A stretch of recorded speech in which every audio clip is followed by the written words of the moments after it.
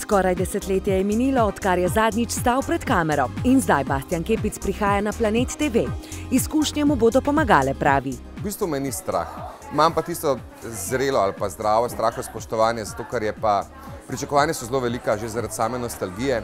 Priprave so v polnem teku, Bastijan pa sporoča tekmovalcem, naj pričakujejo nepričakovano. Bojo se imeli fino, to bo njihova življenjska izkušnja.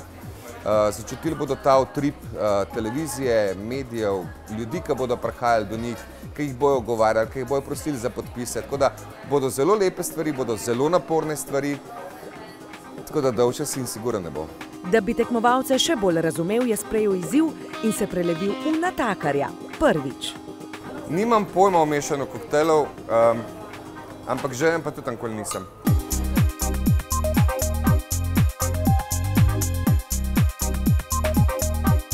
A bi kdo probal?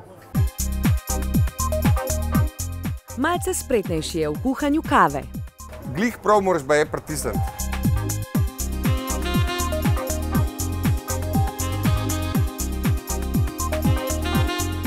To res ni zame.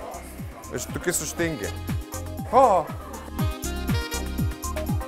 Z kavo sem še najbolj tako zložil, da nekako šlo, a ne?